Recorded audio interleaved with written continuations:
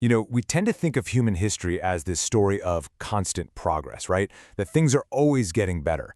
But what if it's the other way around? What if it's actually a story of decline, a slow fall from a much, much greater beginning?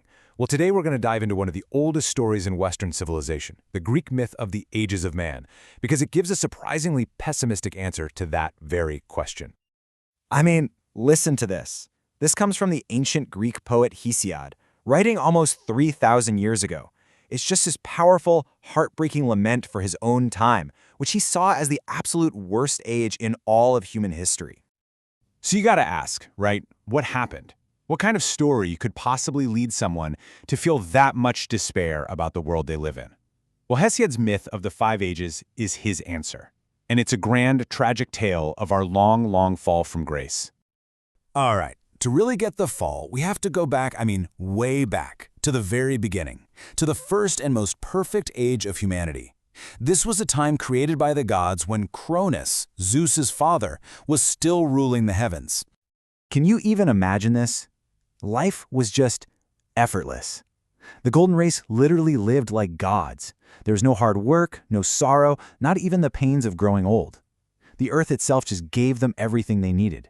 Food just grew on its own, and get this, rivers flowed with milk and nectar. They lived in total peace and justice, naturally, with no need for laws or armies. And even their end wasn't a bad thing. Death wasn't some tragedy. It was more like just falling asleep. And after that, they became these holy spirits, these daemones, who kept roaming the earth as protectors, watching over humanity and making sure justice was done. A perfect life and then a noble purpose in death. Doesn't get better than that.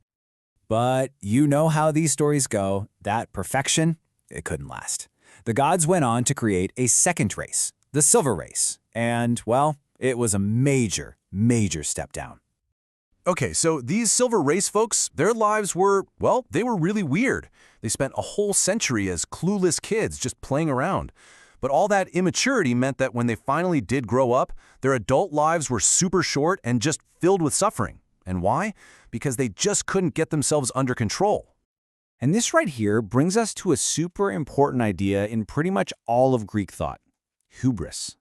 Think of it as this toxic cocktail of arrogance, overconfidence, and outright defiance towards the gods. And the Silver Race was full of it. They were violent with each other, and, the real deal breaker, they refused to honor the gods who made them. So Zeus, not being too happy about that, just buried them all under the earth. So you see how the decline is really picking up steam, right? After the arrogant but kind of weak Silver Race, Zeus creates a third one, the Bronze Age. And now humanity's whole vibe is shifting. They weren't just foolish anymore, now they were terrifying, terrible and strong, born from ash trees with hearts as hard as steel. Their entire reason for being was just war. And yeah, they absolutely lived up to that Bronze Age name. Everything they had, their tools, their houses, and of course, their weapons, was made from bronze. Their love for violence was so total, so all-consuming, that they ended up wiping each other out completely, just vanishing into the darkness of Hades without a name. Okay, so just when you think it's all downhill from here, the story takes a weird and fascinating turn. Before we get to our current age, Hesiod throws in a fourth one, and it wasn't another step down. It was actually a kind of pause, a brief, noble interruption in the long story of decline. This was the Age of Heroes. We're talking about the generation of demigods you know from all the big Greek myths. They were way more just and noble than the violent bronze guys before them, a mix of mortal and divine. These are the larger-than-life heroes who fought in the Trojan War and at Thebes.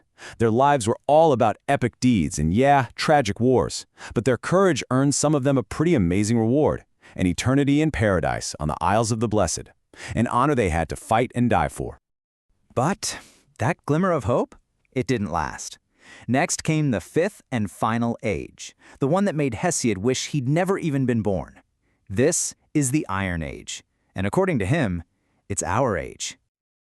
Just look at this timeline. It really lays it all out, doesn't it? You can see the whole story in one shot, that clear downward spiral, from the absolute peak of the Golden Age, down through the arrogance of silver and the violence of bronze, that brief heroic comeback, and then the final crushing plunge into the Iron Age, the bottom of the barrel. And what defines this Iron Age? According to Hesiod, it's non-stop, 24/7 toil and misery. People in this age never, ever get a break. Day and night, it's just one long, exhausting struggle. It is the absolute, total opposite of the effortless life of the Golden Age. But honestly, the hard work isn't even the worst part. The real horror is the total moral collapse. In the Iron Age, every bond that holds society together just shatters. Might makes right. Children disrespect their parents, friends betray friends, families turn on each other. Deceit and violence are just everywhere. The very ideas of justice and modesty and faith, they've literally packed their bags and left the earth, abandoning humanity to its fate. And the myth wraps up with this just chilling prophecy. Hesiod says that Zeus will finally put an end to our age when things get so twisted, so unnatural that babies start being born with gray hair. Just think about that. It's a symbol for the complete and utter corruption of the natural order of things. Okay, so you might be thinking, wow, that's a pretty depressing old story. And yeah, it is. But it's not just that.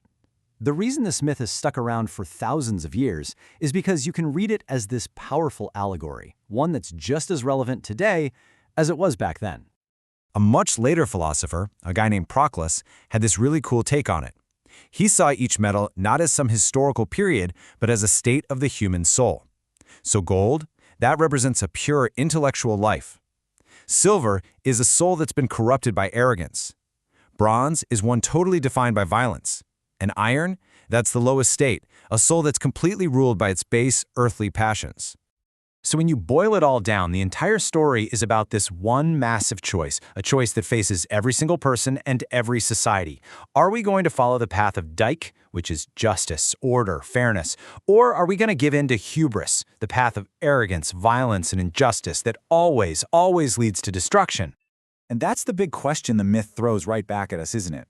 It kind of suggests that every generation is living in its own Iron Age in some way. We all face our own struggles, our own moral decay, and so we're left with that exact same ultimate question.